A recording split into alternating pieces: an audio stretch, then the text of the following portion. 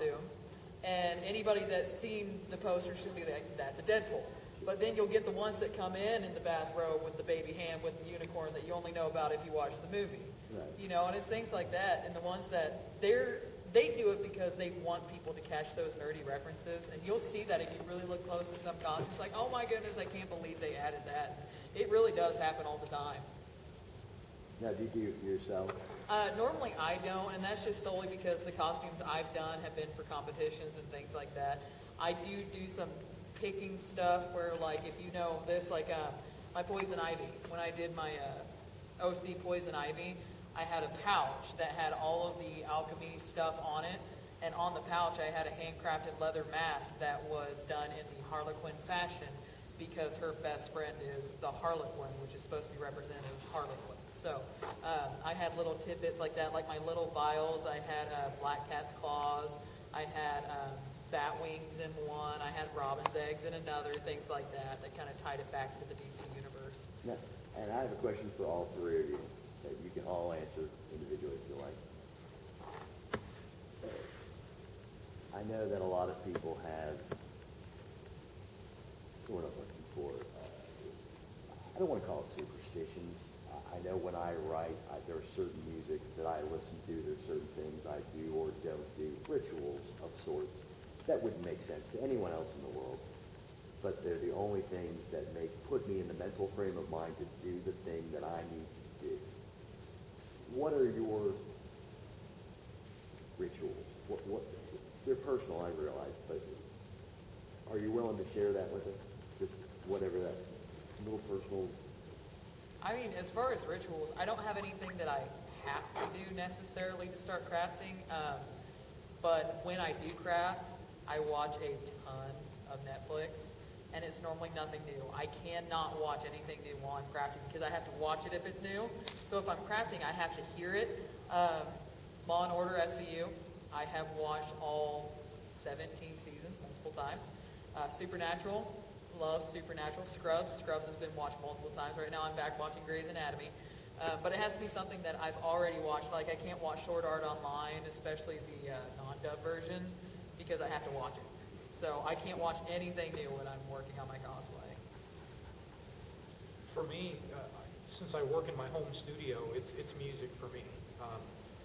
Obviously, if I'm painting, sometimes I'll put on a TV show at night or something that I don't have to visually follow that much. I already know the characters, I can just listen to the comedy or listen to the banter of them and know what's going on and just look up occasionally. Kind of white noise. Yeah, you're already familiar with it. So usually for me, if I watch a TV show or a movie, it's kind of got to be something I know. Otherwise, it's music for me. I'm a big music listener. I always have been since I was a kid.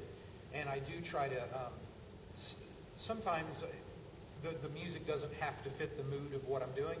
And other days, I really feel like it does. It just depends on what I'm doing. If I'm just doing graphic design, because I don't just do illustration, I do photography and I also do graphic design, and sometimes all three of them come together for projects.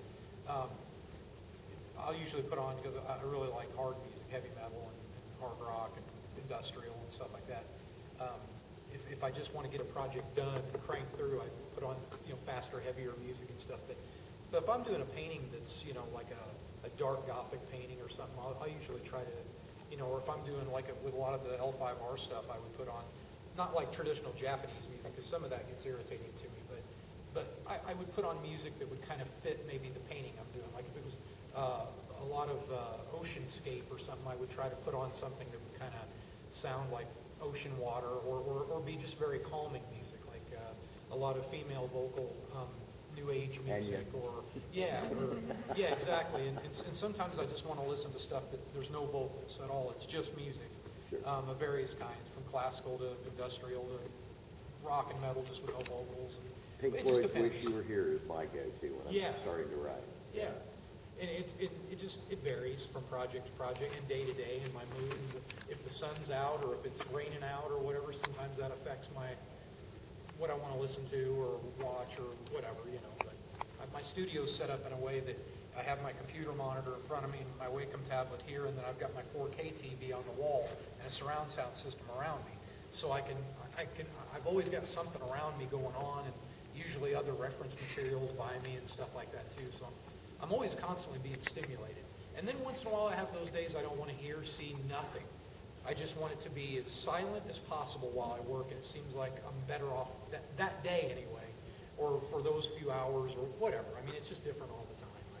I don't have the same routine every day, but I do have a ritual, like you're saying. It's a ritual any which way you look at it, but it's not the same ritual all the time.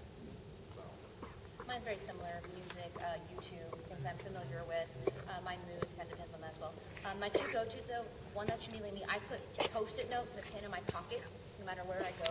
Because I like to walk a lot, and I'll be like, that's a cool angle on that tree. I'm going to write about that. And I have cars looking at me like, what are you doing, child?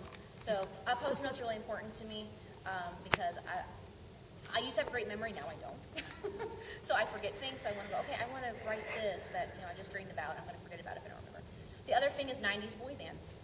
I don't know what it is about like NSYNC and 98 Degrees and all that. Gotta have your Backstreet Boys. Yeah, exactly. Well, they're okay, but they help me stay focused. Yeah, they help me stay focused on them. So I'll be singing really loud. My husband's like, "You riding?" I'm like, "Yup." So it's all good. So I guess that's Morgan's special music to go to. But yeah, there's days I don't want any noise. There's days that I listen to Muse. There's days I listen to old 80s cartoon music. So it just really depends on that. Jimmy Fallon's been my recent inspiration on YouTube. I don't know why. He's just funny. So. And I have one last question since no one else is asking. Oh, sure. Questions. What was the most, and this is for all of you again, what was the most frustrating project you ever had to work on, costume-wise, artist-wise, book-wise? What did it take to get you past it? What was it the mindset change? Was it you had to put it away for 6 months? You had to burn the house down? What did it do? You know, what did it take for you to finish that frustrating project that you knew you had to get done? I guess for me, we can go, I guess, the opposite way. That's okay. For me, I did a short story that is historical fiction, and there's a lot of research with historical fiction because you don't want to get anything wrong, you don't want to offend anybody. I respect that. And there's this character my agent and I could not agree with, and I was very passionate about this character, and she didn't care because apparently she's Korean and she wanted